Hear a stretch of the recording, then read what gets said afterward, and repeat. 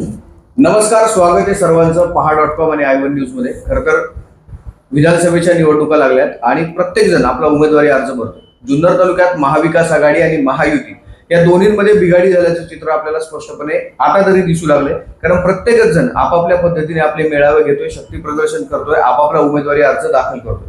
कोण कुणाच्या सोबत जाणार आहे, कोण कुणाचं काम करणार आहे की नाही या चर्चांना आता विसर पडत चाललाय. कारण प्रत्येक जण महायुतीतही बंडखोरी झालेली पाहायला मिळते, महाविकास आघाडीतही बंडखोरी झालेली आपल्याला पाहायला मिळते. महाविकास आघाडीच्या सोबत या लोकसभा निवडणुकीच्या वेळेला ज्यांनी अगदी तनमन धनाने काम केलं असे शिवसेनेचे सगळेच कार्यकर्ते, सगळेच नेते मंडळी.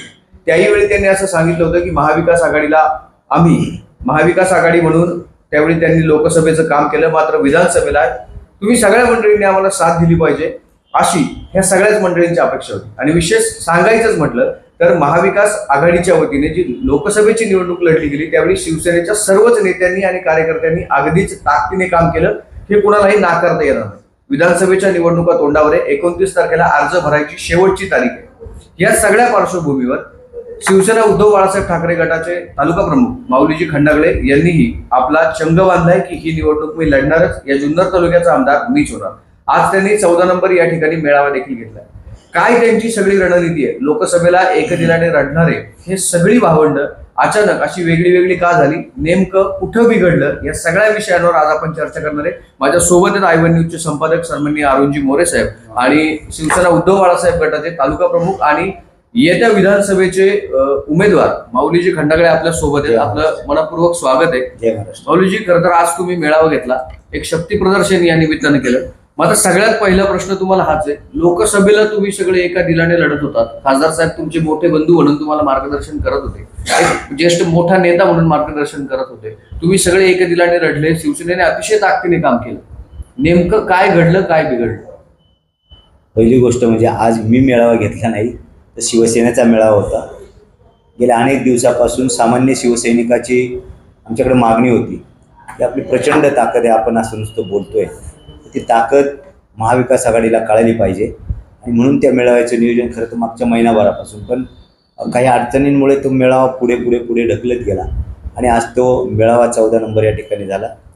प्रचंड प्रमाणामध्ये शिवसैनिकांची, कार्यकर्त्यांची, माता भगिनींची तिथे गर्दी होती आणि त्यामुळं शिवसेनेचं जे केडर आहे, शिवसेनेची संघटना बांधणी आहे, त्याचं प्रतीक आज तिथे दिसलं.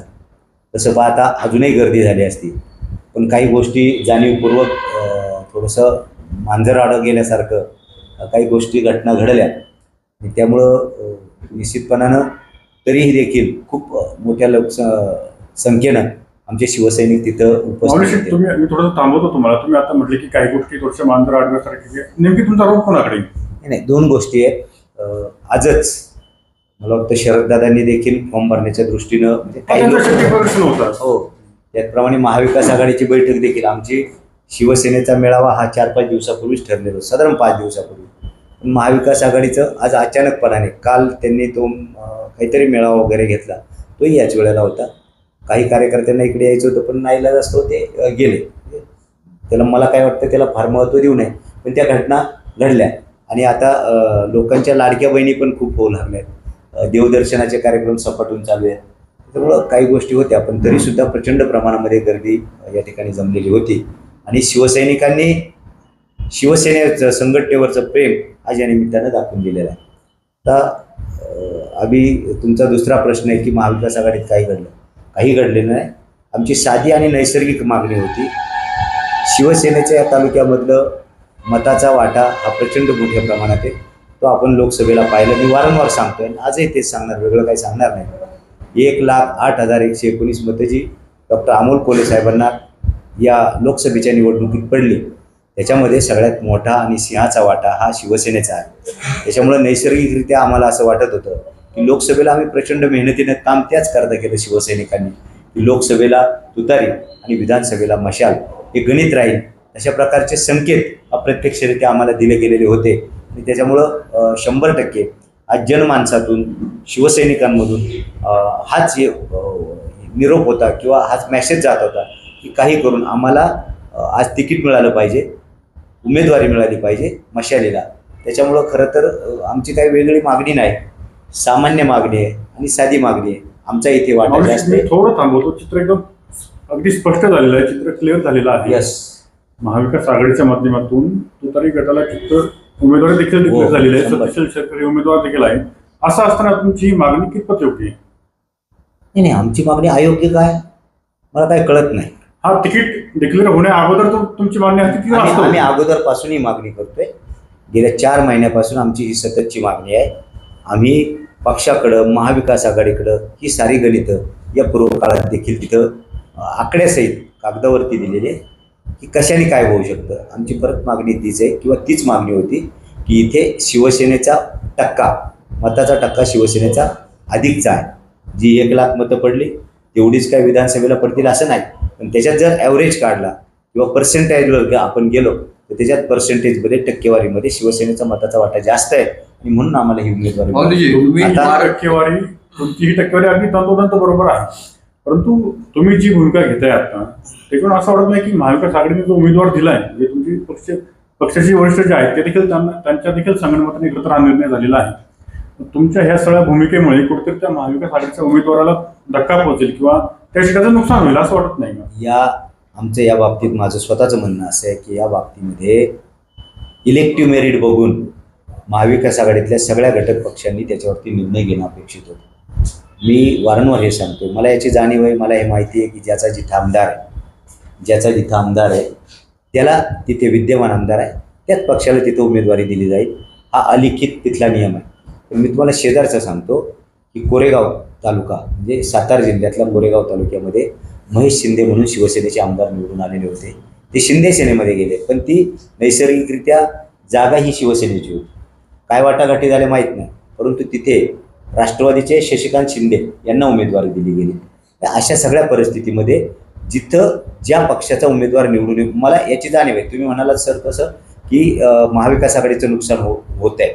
आता मला एक सांगा, कार्यकर्त्यांनी फक्त कामच करत राहायचं का? जो निवडून येतोय त्या माणसाला किंवा त्या पक्षाला तिकीट न देता जर ज्या पक्षाचा वोटिंगचा टक्का खूप कमी अशा पक्षाला उमेदवारी देऊन महाविकास आघाडीचं नुकसान होते, हे खरं तर त्या नेत्यांना देखील समजलं पाहिजे. आमची सामाजिक या निमित्ताने माझा एक तुम्हाला प्रश्न आहे, हे काय शिवसेनेच्या बाबतीत पहिल्यांदा घडले असं काही नाही. शिवसेनेच्या बाबतीत हे बऱ्याचदा असं झालंय, कोणीतरी कुठून तरी कुठं गेला, उमेदवारी त्याला गेली, कामं करणारे बाजूला राहिले, उमेदवारी तिसऱ्याच माणसाला गेली. नेमकं काय घडते? मातोश्रीवर जुन्नर मधला मेसेज चुकीचा जातोय, तिथं काही वेगळं घडतंय, तुम्ही उद्धव साहेबांपर्यंत पोहोचायला कमी पडतायत की पुन्हा मागचे 55 साहेब तुम्हाला भेटायला कमी पडतात? थोडंसं आधीच्या प्रश्नाला मी पण एक दाद देतो की जुन्नर तालुक्यामध्ये शिवसेनेला नेहमीच धुळीचा त्रास आहे, धुळीचा शाप आहे. याही वर्षी तसंच होतंय का? 100% तुम्ही म्हणालात सर, दोघांच्याही मी मताशी सहमत आहे. या तालुक्यामध्ये शिवसेनेचं मतदान सगळ्या पक्षांपेक्षा जास्त आहे आणि मी याच्याशीही सहमत आहे. शिवसेनेचा उमेदवार या तालुक्यात विरोधकांमुळे पडत नाही, तर शिवसेनेच्या लोकांमुळंच, शिवसेनेतल्या दुहीमुळंच शिवसेनेचा उमेदवार पराभूत झालेला आपण पाहिलाय, अनुभवलाय, ते वास्तव आहे. आता दुसरी गोष्ट, ही वस्तुस्थिती आम्ही प्रत्येक वेळेला वरती पोहोचवण्याचं काम केलं. या पूर्व काळामध्ये गोष्ट वेगळी होती, कॉम्पिटिटर अधिक होते, पण यावेळेला तशी परिस्थिती नव्हती. माझ्या सगळ्या आमच्या तालुक्यातल्या पदाधिकाऱ्यांनी एकमुखाने माऊली खंडागळे हे आमचे नेते आणि पक्षाने माऊलींना तिकीट द्यावं अशा प्रकारची मागणी आम्ही स्वतः उद्धवजींकडं, आमचे आदरणीय संपर्क प्रमुख पुणे जिल्ह्याचे सचिन पवार असतील, संजय राऊत असतील, सगळ्यांकडे ती मागणी केलेली होती. पण वाटाघाटीमध्ये ही जागा स्टँडिंग आमदार NCPचा राष्ट्रवादी शरदचंद्र पवार पक्षाच्या असल्या कारणानं मला वाटतं त्यांची थोडीशी भूमिका आडेलतट्टूपणाची राहिलेली आम्हाला दिसते. शेवटी वरच्या पातळीवरती 288 जागांचा विचार करत असताना अडचणी निश्चितपणाने होत आहेत. पण आता या सगळ्यामध्ये आमचं म्हणणं असेल, ज्या सामान्य कार्यकर्त्याने तळागाळापर्यंत पक्ष पोहोचवला, संघटना वाढवली, तो कार्यकर्ता दुर्लक्षित राहतोय. आजचा लोकसभेला तुतारी, विधानसभेला तुतारी, पुन्हा हीच बेचेपाडे 50 याच्यामध्ये होतील. कशात? नंतर जिल्हा परिषद आहे, पंचायत समिती, नगरपंचायत आहे, सरपंच, आमच्या ग्रामपंचायतच्या निवडणुका. शेवटी कार्यकर्त्यांनी मग कशासाठी काम करायचं आणि कार्यकर्त्याला बळ कोण देणार? इथे जर तुमचा खासदार नाही, इथे आमदारही नाही, मग अशा वेळेला निश्चितपणानं कार्यकर्त्यांनी स्वतःच्या ताकदीवरती काही निर्णय घेणं गरजेचं आहे असं सगळ्या कार्यकर्त्यांना वाटलं, शिवसैनिकांना वाटलं. त्याच्यामुळे त्या निर्णय तुमचा एक मुद्दा जो तुम्ही म्हणालात की ह्या तालुक्यात शिवसेनेची ताकद मोठ्या प्रमाणावर, मागच्या काही वर्षांचा जर आपण विचार केला तर जिल्हा परिषद सदस्य मोठ्या प्रमाणावर तुमच्या पक्षाकडे होते, जुन्नरची नगरपालिका तुमच्याकडे होती, जुन्नर पंचायत समिती तुमच्याकडे, सभापती तुमचा होता. मधल्या काळामध्ये असं नेमकं काय घडलं की सगळीकडची तुमची सत्ता गेली? कुठं नेमका पक्ष कमी पडला, कुठं तुम्ही मंडळी कमी पडली? नाही बघा, 2017 कारण त्याची कारण ह्याचे पडसाद असू शकतात. 100%. 2019ला आशाताई बुचके यांना पक्षाने हकालपट्टी केली. खरं तर मला वाटतं त्यांचा फार दोष आहे असं मला वाटत नाही. अचानकपणाने सगळं ठरलेलं असताना देखील आम्हाला माहीत नसताना आशाताईंची हकालपट्टी केली आणि हकालपट्टी केल्या कारणानं त्यांच्याबरोबर काही कार्यकर्ते गेले. पक्षाने शब्द दिलेला होता काही कार्यकर्त्यांना, आम्ही आशाताईंच्या बाबतीमध्ये योग्य तो निर्णय घेऊ, सत्य आल्यानंतर तुम्ही त्यांना व्यवस्थित हे करा, समजूत घाला. आशाताईंची समजूत देखील तालुक्यातल्या काही ज्येष्ठ कार्यकर्त्यांनी घातलेली होती. पक्षाने शब्दही दिला होता, पण अचानकपणानं मला तालुका प्रमुख असून देखील कळालं नाही. अचानकपणाने ताईची हकालपट्टी झाल्यामुळं सिंपती किंवा ज्याला आपण हे म्हणू भावनात्मक वातावरण ताईंच्या बाबतीत निर्माण झालं. त्या सहानुभूती आली, अपक्ष त्या उभ्या राहिल्या. अपक्ष उभ्या राहिल्यामुळं त्या शिवसेनेतूनच अपक्ष उभ्या राहिल्या असल्या कारणानं पुन्हा एकदा शिवसेनेच्या मतात फाटाफूट झाली आणि पर्यायाने तिथे समोरचा उमेदवार निवडून आला. शिवसेनेचं दोन्ही मतदान, आशाताईंचं आणि शरददादा सोनवणे या दोघांचं मतदान जर धरलं तर साधारणतः 65,000 आणि 50,000 म्हणजे 1,00,000 आणि 10,000च्या आसपासचं, 15,000च्या आसपासचं इतकं मोठं मतदान होतं. त्याच्यानंतर झालं असं, त्याच्यानंतर पंचायत समितीची निवडणूक आली. आशाताईंबरोबर काही सदस्य गेले, काही इकडे राहिले, त्यामुळे पंचायत समितीची देखील सत्ता गेली. नंतरच्या काळामध्ये जुन्नर नगर परिषदेमध्ये आपला सदस्य होतात, पण त्यानंतरच्या काळामध्ये जिल्हा परिषदेच्या निवडणुका नाहीत, पंचायत समितीच्या नाहीत, नगर परिषदेच्या नाहीत, त्यामुळे सत्तेचा काही प्रश्न येत नव्हता. पण मला एक माहिती आहे की शिवसेनेचा मतदार हा जागेवर राहिलेला आपल्याला झालेल्या निवडणुकीमध्ये लक्षात आलं. झालेलं म्हणजे लोकसभेच्या निवडणुकीमध्ये शिवसेनेचा मताचा टक्का जागेवर राहिल्याचा अनुभव आम्ही घेतलेला आहे. तुम्ही जे म्हणाला की मतं विभागतात, त्यामुळं सीट पडलं, त्यामुळे समोरची व्यक्ती निवडून येते. आताही तशीच काहीशी परिस्थिती आहे 100%. आणि सांगायचं झालं तर म्हणजे तुम्ही तीनही मंडळी जे पूर्वी शिवसेनेत तुम्ही एकत्र काम करतो, तुम्ही तिघही आज बंडखोराच्या भूमिकेमध्ये जुन्नर तालुक्यात आहेत अशी परिस्थिती. म्हणजे पुन्हा एकदा शिवसेनेचं नुकसान होणार. मी परत तुमच्या शब्दाला थोडंसं हे करतो, दुरुस्त करतो की बंडखोरी नाही. आम्ही शिवसेनेच्या विरुद्ध नाही आहोत.